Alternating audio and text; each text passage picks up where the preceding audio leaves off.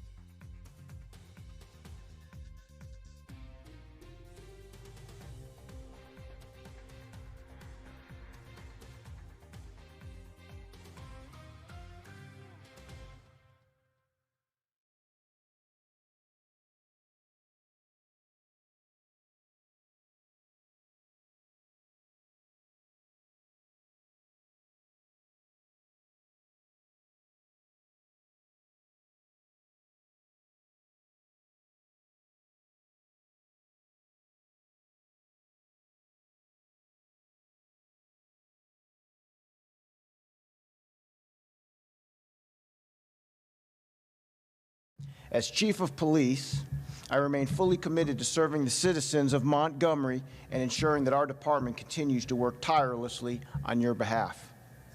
Every day, the men and women of the Montgomery Police Department dedicate themselves to preventing crime, solving cases, and protecting our community, often at great personal risk. This briefing is an opportunity to share the results of their hard work, provide transparency about crime trends and enforcement, and reinforce our shared responsibility to keep Montgomery safe. Unfortunately, I have to begin with talking about our 46th homicide for 2025. Basically, we're conducting a homicide investigation following the death of Kendall Foy, age 20, of Montgomery. On Sunday, September 14th at 2025 at 2:11 a.m., the Montgomery Police Department and the fire medics responded to the 2200 block of East South Boulevard in reference to a subject shot. There, the officers located Mr. Foy, who had sustained fatal injuries from a gunshot wound and was pronounced deceased despite all efforts to assist him. We, of course, are urging anyone with any information related to this homicide investigation to contact Crime Stoppers at 215-STOP or Secret Witness at 625-4000 or the Montgomery Police Department at 625-2831. Every homicide is a tragedy, and we want to call on all of you who know anything to contact us in relation to this one. It is always a loss to the community when we have to deal with these kinds of cases. And we are never going to stop pursuing the investigation and the justice that will allow us to arrest and hold people accountable. An example, one thing I can announce this month is over the course of the last month since our last conference, we have actually arrested 3 homicide suspects, and they have been charged. Of particular note, one of the subjects committed his homicide last year. In fact, we arrested Laquito Kemp and charged him with capital murder for the December 19th, 2024 shooting of Shaquille Bradford, who was a young child, age 13 years old, over there on West Fredgray Avenue. We also arrested Earl Wilson, who was charged with the capital murder for the April 5th homicide that took place with victim DeVoris Gray on Mose Harris Street, and Cordricus Thomas, who was charged with capital murder for the murder on July 12th, the shootings of Malik Benson and DeKeith Watley on North California Street and Upper Wetumpka Road. That's 3 homicide suspects that we arrested, one from a homicide last year, which indicates, or which I want to communicate to the public. It doesn't matter how old that homicide is, we do not stop until we get the individual responsible and we charge them to the fullest extent of the law. Now, we're glad that we have these 3 killers off the street this month, but we also want to talk about the numbers, because the numbers let you know kind of where we are, where we're going from where we were. For example, right now, currently, our current numbers show that on violent crime year to date, we are down 24.7% year over year, which means we have had a drop. That's a good thing. Unfortunately, though, the crime that is still taking place, to me, is still too much, and we're going to do everything we can to pursue those responsible. Property crime year to date at this time is down 11.7% year over year. And our total Part 1 crimes are down 14.4%. Of note, one thing I like to do every time we do one of these news conferences is I like to announce the amount of felony cases that our CID division, with the assistance of our patrol division, close. And what I can tell you from the numbers is that this month alone, since our last news conference, we have cleared over 120 felony cases closed. And of those 120 felony cases that were closed, you had 57 subjects totally responsible for those crimes. So that was 57 felony arrests.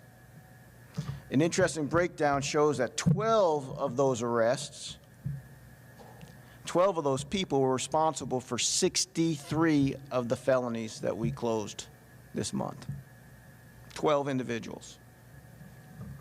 And of the 57 individuals arrested for these serious felonies, 10 of them were juveniles who had to be charged as adults based on the nature of the offense. That's important because last month, as you all probably recall, I talked about juveniles who were arrested committing felonies as well.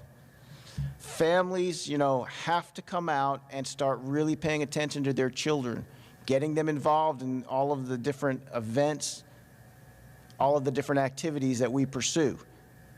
Events like, one thing we have in the schools is the Explorer program, or joining the sports programs or the YMCA programs or the junior football programs.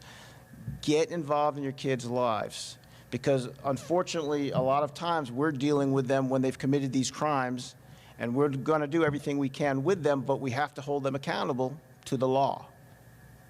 So whenever I see juveniles charged as adults and juveniles committing felonies, it's a tragedy for the victims and it's a tragedy for the families of those we have to arrest and charge. Because make no mistake, we will charge people as appropriate when we arrest them for committing crimes.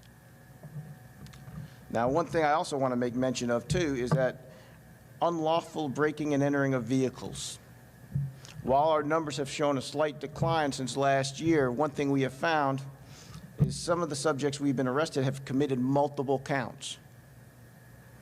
Okay, and the thing about it is when they've committed them, what we have found is they're committing them because a lot of times people are leaving their vehicles unlocked, they are leaving weapons in the vehicles, and they're leaving wallets in the vehicles. Of note, this month alone, 51 weapons have been taken from vehicles in the past 30 days. 51 weapons stolen from vehicles. Some vehicles actually had multiple weapons in them. Of that, 14 of those vehicles that were broken into where the weapons were taken were unlocked. Those weapons were left completely unsecured. And these are weapons of everything from a handgun to an assault rifle. Lock your cars up. When we talk about traffic enforcement and safety, we've had actually this month alone over 1,300 traffic citations issued. That's 1,300 by our traffic officers and our enforcement officers. But including that, or on top of that, we've actually issued now over 1,000 citations in relation to our exhibition driving details, and we've already started impounding vehicles in relation to that detail. If you're going to go do exhibition driving, at some point, your vehicle is probably going to become part of our impound inventory. So be on notice to those who do not drive the way they should. Now, when we talk about community responsibility and crime prevention, remember, crime prevention, it requires a partnership of us and the community. People should call us. When they see something, they need to say something, and they need to reach out to us to let us know what they're observing, because that has gone so far. When I talked earlier about all of those cases that we cleared this month, that's because we had the cooperation of the community reaching out to us, calling secret witness lines, calling Crime Stoppers.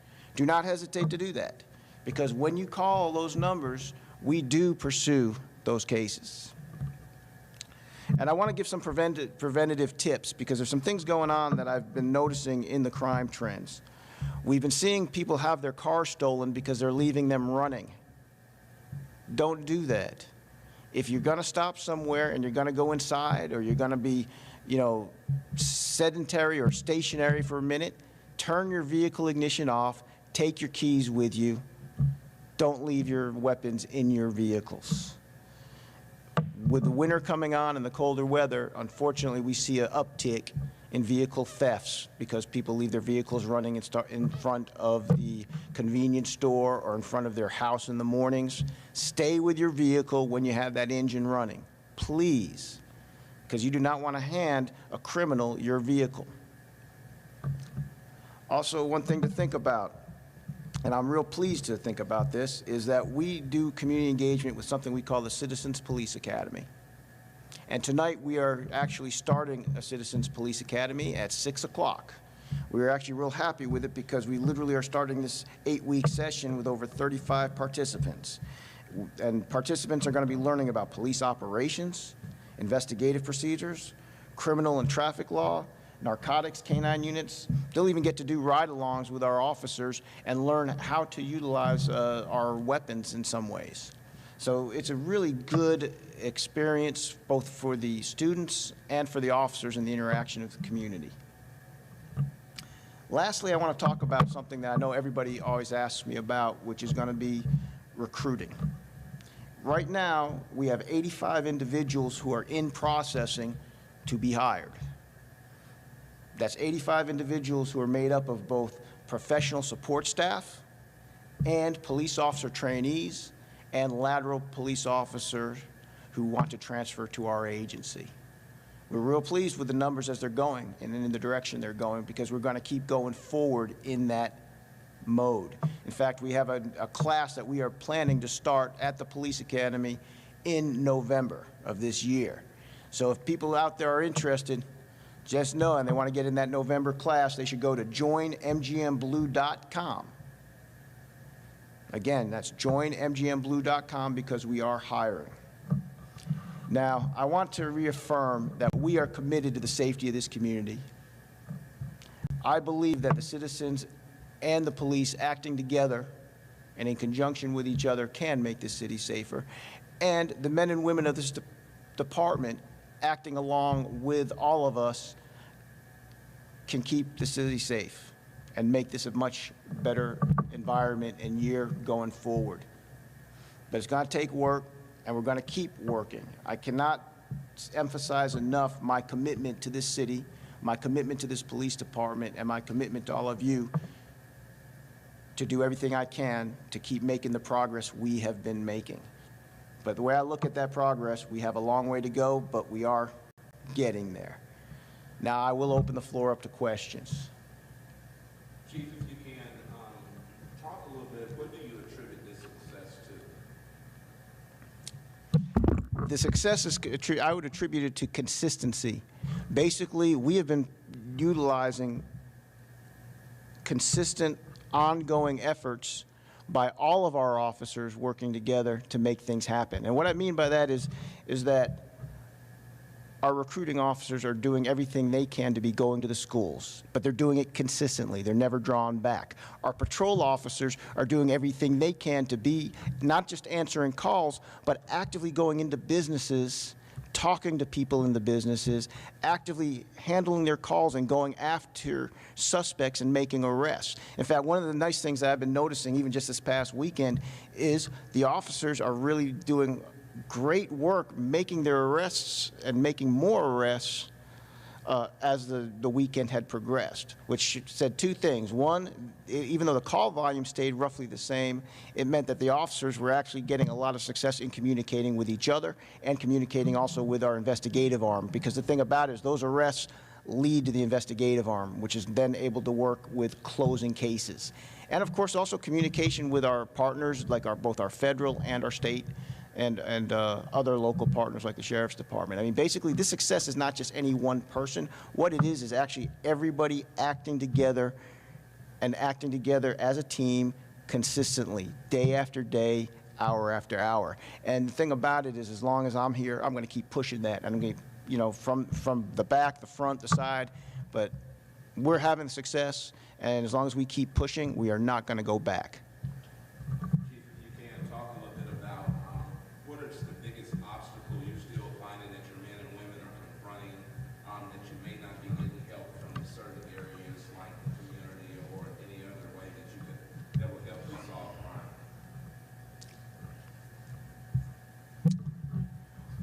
When it comes to obstacles, they are typically obstacles I think that any law enforcement agency will face across the country right now. One obstacle that people had over the last 5 years sometimes would involve how many people are signing up to become police officers, because you know you want to make sure you have enough people to man the streets. One of the things we've been noticing, especially over the last year, this is why I always announce our uptick in recruiting, is that we've noticed that while that might have been an obstacle in the past, and we are accounting for it now, we are actually pushing forward, because I can tell you my recruiting officers have their hands full with the numbers of applications coming in. So we know that there's now a demand, but that had been an obstacle in the past. Other obstacles can sometimes be something as simple as perceptions. When the city administration puts out our crime numbers and our crime statistics, I want to make this really clear and unequivocal. They're getting those numbers directly from me and my people, and we are getting our numbers directly from what we are observing and what we are recording. All of our numbers are factual, and people need to understand that. And the thing about it is, I will be the first to say, if somebody were to say, is things perfect? No. But I will say we are working hard to make things more perfect and to make things better. And people need to know that. Now, the way they can participate and assist us is not only sending out positive messages when they have it, but making sure that they're talking to each other and that they are actually reporting things to us, because it's really important to participate in the mission. Encourage people to join our agency. Encourage people to join the social interest groups that actually go out there and do the missions. I mean, there's so many groups in Montgomery that provide social services to make this town better. So if people don't want to join the police department, encourage people to become part of the solution by joining some of these programs. So I would say, you know, there's no obstacles that we can't overcome, because we've been driving through them for the last 12 months plus. And I can tell you, we're going to keep doing it. Now, the only thing I would complain about, and this is because I'm a very impatient person, is I want to make us go through these things faster. I want to punch through faster. I want to do better, more, quicker. And I'll keep doing that until we get there. But so when we talk about obstacles, there are no obstacles that can't be overcome, and they're not something that is unique to Montgomery. Every city has them. The question is, will every city pursue the answers to these things consistently? And we will. Are there any other questions? Yes, ma'am. About that citizens class you were talking about, are you guys going to be having some more in case people wanted to sign up but they couldn't, or like on different days? Yes, we are actually. In fact, we run these regularly throughout the year. So we will be doing more. This class here is 8 weeks, but if there are people who are interested in joining it, actually they can get with us and they can drop us an email. And we'll make sure to give you all the email address for that, because we do sometimes let people join in the course of the class, because we actually encourage people to do these. So we are doing more this year. And one thing I'd also encourage people to do is, if they go to the joinmgnblue.com website because they're interested in participating, we also have something we call Volunteers in Police Service, and there is a link on that same page that somebody who wants to be a volunteer in police service can do. They can click on that, and they can actually sign up for the Volunteers in Police Services link. And the VIPs definitely learn an awful lot from us. Are there any other questions? Well, great. Thank you so much for being here. That concludes this month's news conference. Next month, we'll be calling another one just similar to this to, answer any questions y'all might have. Thank you so much.